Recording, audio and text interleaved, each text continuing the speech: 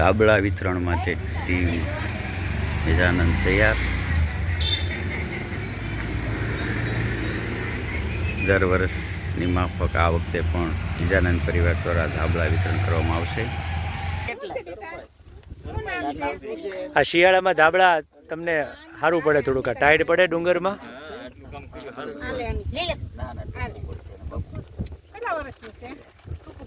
એક એક બાળક અને લાભાર્થીને જોઈને કપડાનું વિતરણ યોગ્ય વ્યક્તિ યોગ્ય જગ્યાએ યોગ્ય વ્યક્તિ દ્વારા આપો તમે બેનને। સંગીતાબેન છે બાપા અમારા। હા, દીકરીઓને આપો। ધાબળા વિતરણનું કામ આત્મીયતા સાથે દરેક વ્યક્તિના અમારા આશાબેન છે અને એ આશાબેનની મદદથી દરેક વ્યક્તિના નામજોગ ઓળખે છે। એટલે હા, એ બેનને કપડાં આપવાના છે બાળકોને।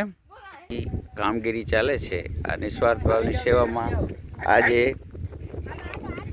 ધાબળા વિતરણ અને કપડાં વિતરણ માટે વાળુકડથી 5 કિલોમીટર દૂર અંતરિયાળ વિસ્તારની અંદર, ડુંગર વિસ્તારની અંદર કે જે ખરા જરૂરિયાતવાળા લોકો રહે છે એના માટે અહીંયા નિજાનંદ પરિવારની ટીમ પહોંચી છે। હાલો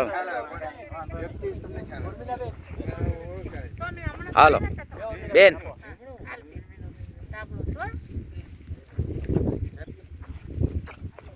કેટલા ઘર છે અહીંયા?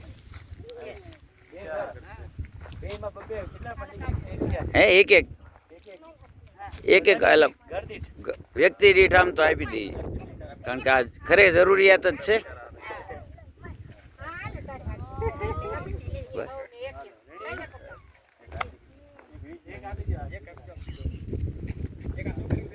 ખરેખર ડુંગરાળ વિસ્તાર છે। અહીં લાઇટ કે પાણીની વ્યવસ્થા નથી, ખૂબ જ મુશ્કેલીવાળા પરિવારો રહે છે અને અંતરિયાળ વિસ્તારની અંદર હા ધાબળા વિતરણ અને નાના બાળકોને કપડાં વિતરણ કરવામાં આવે છે।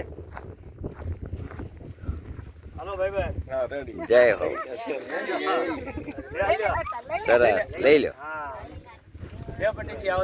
એકદમ।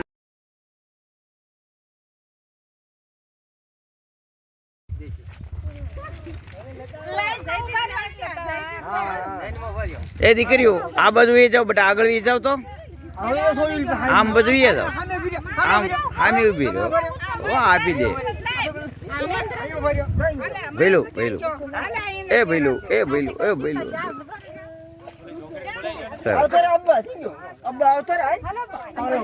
જાઓ જાઓ અબ્બુ ને, એટલે ભાઈ અબ્બાનું કઈક કરો। એ પ્રભુ એ પ્રભુ એ પ્રભુ,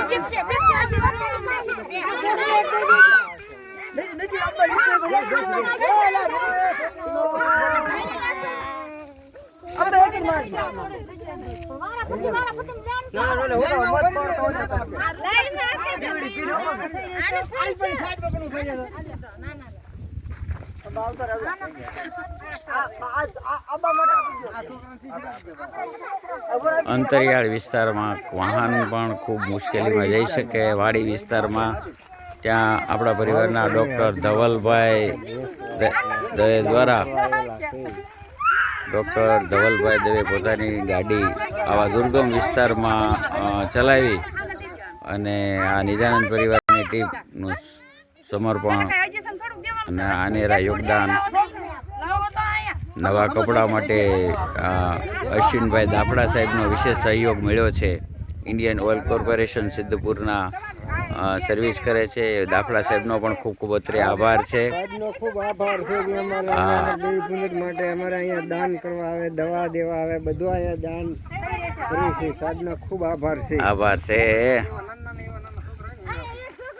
ગરીબ માટે સાહેબ અમારે અહીંયા ખૂબ અમને ધ્યાન દે છે, અમારે ઓલું કરે છે। 100% એકદમ નવા કપડાં અને ધાબળા વિતરણ ચાલી રહ્યું છે નિજાનંદ પરિવાર દ્વારા। ડૉક્ટર ધવલભાઈ સાહેબ, અમારા પ્રદીપસિંહ ઝાલા સક્રિય ભૂમિકામાં નજરે પડે છે। નાનું